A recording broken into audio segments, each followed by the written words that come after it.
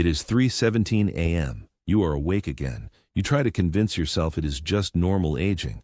You tell yourself it is just the price of getting older. But deep down, you know this nightly routine is unsustainable. You are tired of waking up.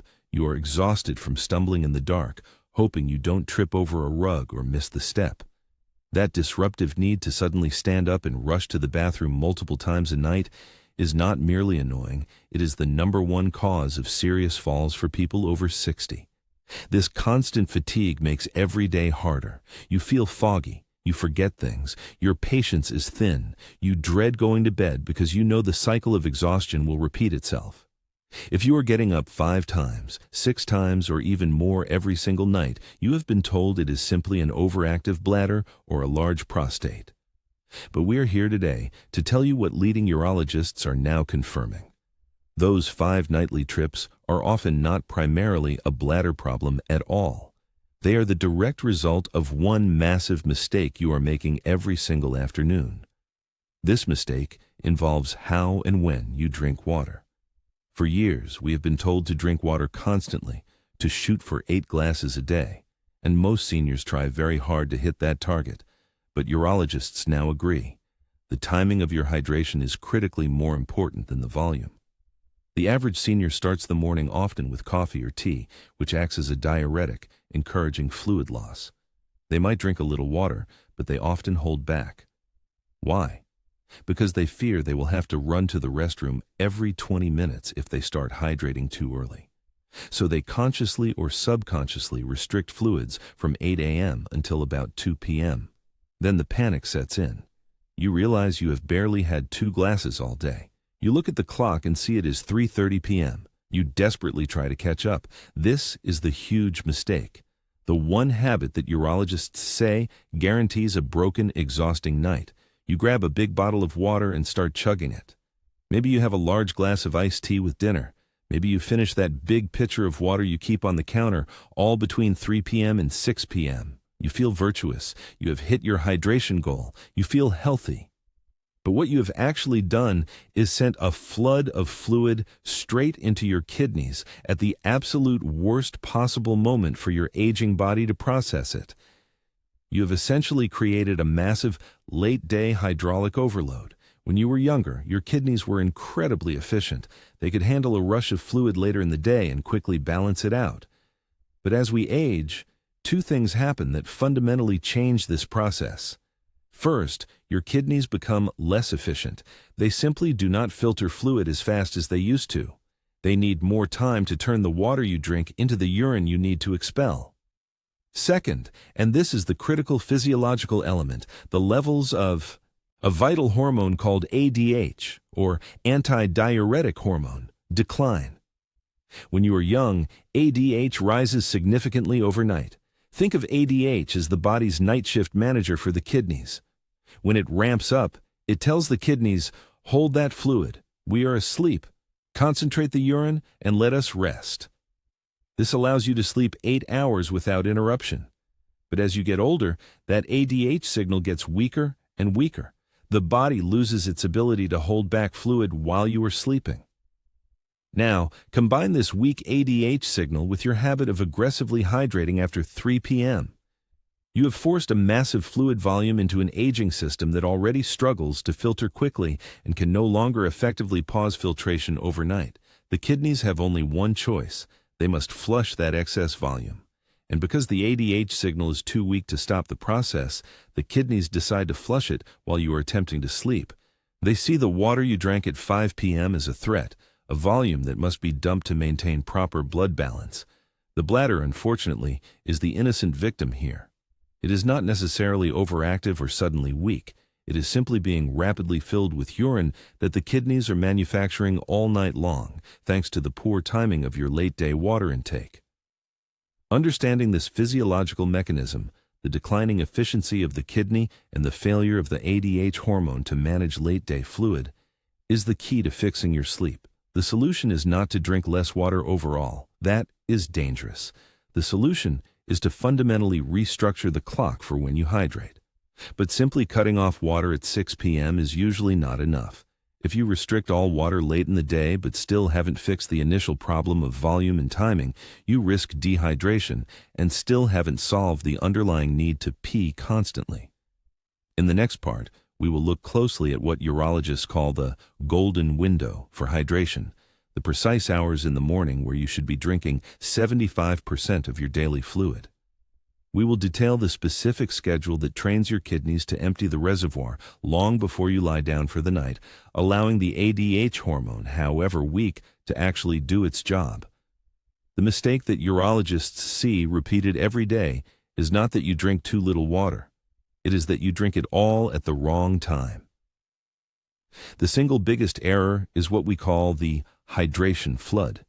You realize around 4 or 5 in the afternoon that you haven't finished your water goal. You panic. You rush to drink 2 or 3 large glasses rapidly between 5 p.m. and 7 p.m. to catch up. This is the huge mistake. Your body is not designed to process a flood of fluid in the late evening, especially not after age 60. When you drink water, it takes about 2 hours for the fluid to pass through your stomach and be absorbed into your bloodstream. Only then does it travel to the kidneys for filtration. If you drink heavily at 6 p.m., that water hits your kidneys for peak processing right around 8 p.m. to 9 p.m. And that is precisely the moment your body is trying to shut down for sleep. Why is this timing so disastrous for seniors? Urologists explain that it comes down to a critical hormone called ADH. ADH stands for antidiuretic hormone. Think of ADH as your body's natural sleeping pill for your kidneys. In younger people, ADH is released strongly in the evening. It tells the kidneys, slow down, stop making so much urine. We need to store water overnight. This is why a younger person can often sleep 8 hours uninterrupted. But after age 60, the production of this vital ADH begins to decline dramatically. It's often halved or worse. Your body struggles to send the slowdown signal to the kidneys. So when that massive flood of water you drank at 6 p.m. hits your kidneys at 8 p.m., there is no effective ADH barrier to stop it. Your kidneys must filter it immediately. Your body knows it cannot store it because it lacks the hormone required for storage. It treats that fluid as immediate waste. Result? A huge volume of urine is produced between 9 p.m. and 11 p.m. You feel fine when you finally lie down at 10 p.m., but the waste fluid is already filling your bladder. You're waking up by 1 a.m., often feeling like your bladder is exploding. Urologists call this condition nocturnal polyuria, or excessive nighttime urination, and the cause is the late-day drinking pattern overwhelming a weakened system. This isn't about blaming you. This is about working with the new physiological reality of aging. We cannot magically restore your ADH levels, but we can manage the flow. The first, non-negotiable step to cut those 5 nighttime trips down to 1 or even 0 is the urologist's fluid cutoff rule. You must identify your bedtime and stop all major fluid intake 3 hours before that time. Let's be precise. If you usually climb into bed at 10 p.m., your absolute hard stop for fluids is 7 p.m. If you are asleep by 9 p.m., your cutoff is 6 p.m. This single change gives your kidneys the necessary window of 3 hours to process the bulk of your day's fluid intake while you are still awake and mobile. By the time you go to bed, your bladder should be relatively empty, and your kidneys will have much less volume to process overnight, compensating for the lack of the ADH slowdown signal. Now, we know what you are thinking. What if you get thirsty after that 7 p.m. cutoff? You cannot risk dehydration. Seniors need to sip water constantly. If you strictly follow the cutoff rule, you might find yourself drying out an hour later. You may feel a burning thirst that makes sleep impossible anyway. In the next part, we are going to look specifically at how to manage that critical evening hour. We will share the 2 simple doctor-approved tricks for handling late-night thirst without triggering the bladder disaster. And we will reveal the 2 seemingly innocent beverages urologists insist you must drop immediately after the cutoff time, or you guarantee yourself 3 trips to the bathroom. Welcome back. We have already identified the primary reason you are losing valuable sleep, the widespread senior habit of trying to catch up on water intake late in the day. This late hydration floods your system right when your body is naturally slowing down, forcing your kidneys to work overtime while you are trying to rest. Now, let's move from understanding the problem to implementing the solution. This is where urology advice becomes highly practical. The core of conquering nocturia is establishing a hard fluid cutoff time. This is the single most important adjustment you can make tonight. Urologists are clear. Your body needs a minimum of 3 full hours to process liquids before you enter horizontal rest.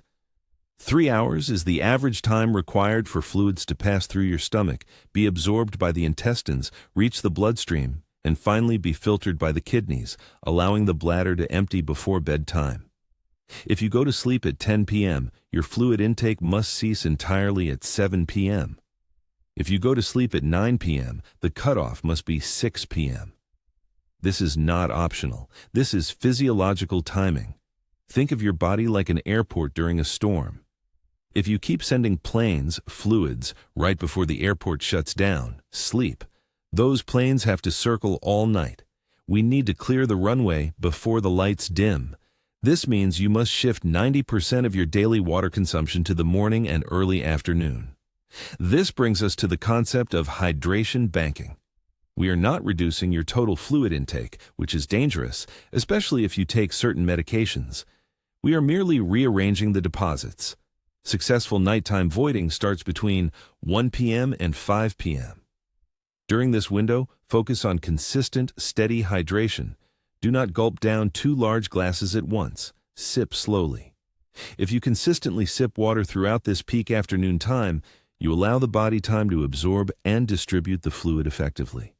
By 5 p.m., you should feel comfortably hydrated and ready to begin slowing down your intake. If you are using this cutoff time, we must address the exceptions immediately. The most common hurdle is evening medication. Many seniors take critical medications close to bedtime. You absolutely must take your medication. However, do not use a large glass of water to wash down a small pill. If your doctor allows, use the smallest possible amount of liquid required to swallow the pill safely. A small medicine cup, or just a few sips, is often enough. Avoid drinking half a bottle of water just because you are used to the habit. Every ounce counts when you are close to the cutoff time. The next critical strategy involves identifying the secret fluid offenders that trick your body into making extra urine right when you want to sleep. These are the liquids. People often consume in the evening, thinking they are safe, when in fact they are powerful diuretics or bladder irritants. First, let's eliminate the obvious one that many still sneak in: alcohol. Alcohol is a powerful chemical diuretic. It actively suppresses the release of the antidiuretic hormone, or ADH, which is the hormone responsible for telling your kidneys to conserve water while you sleep. A glass of wine or a beer consumed after 7 p.m. is a guaranteed trip, often 2 or 3 trips to the bathroom later. If you enjoy an evening drink, you must move it earlier in the day, perhaps with dinner at 5 p.m., giving your body adequate time to manage its diuretic effect before the cutoff. Second, tea and decaffeinated coffee. Many people switch to herbal tea or decaf coffee, thinking they have solved the caffeine problem. While the caffeine is reduced, the acidity and concentration of these liquids can still irritate the bladder lining. An irritated bladder sends false signals to the brain that it needs to empty, even if it's not full. This feeling is urgency, and it is exhausting.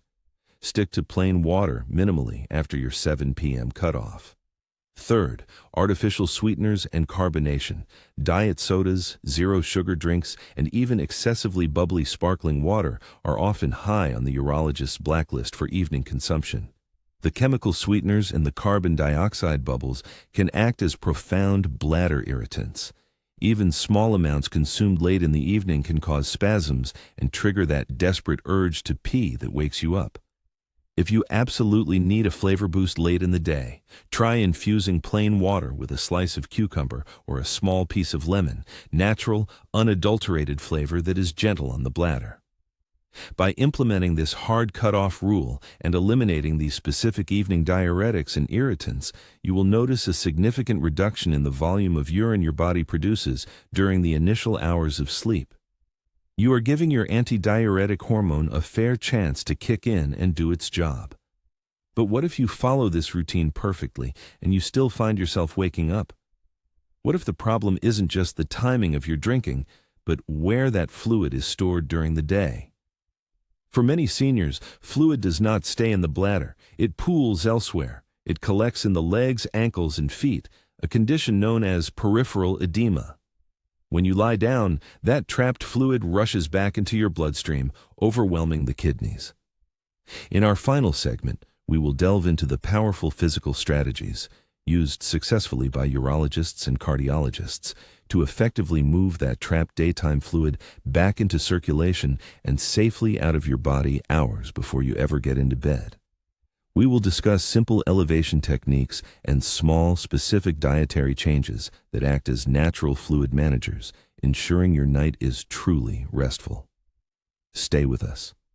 The solution we have been building towards rests entirely on timing and preemptive action.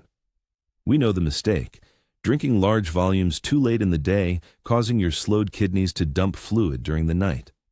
Urologists insist that merely cutting back on water is not the answer. The answer is mobilizing the fluid that is already stored in your body during the day. Remember that fluid pooling, the pedal edema, in your feet and lower legs. When you lie down, gravity reverses. This retained fluid rushes back to the major circulation. Your kidneys detect this sudden flood and begin working overtime, trying to filter it all out. This is the process that wakes you up multiple times. To stop this nighttime flooding, you must intentionally initiate this process while you are still awake. You need to mobilize the fluid in the early evening. Here is the urologist-approved mobilization routine. Starting around 6 p.m., or roughly 4 hours before your planned bedtime, you must change your posture. The critical step is leg elevation. Sit in a comfortable chair, put your feet up, and ensure your ankles are slightly above the level of your heart. You need a full 60 to 90 minutes of this low-effort gravity-assisted elevation. You can read, watch television, or knit while you do this. The purpose is therapeutic.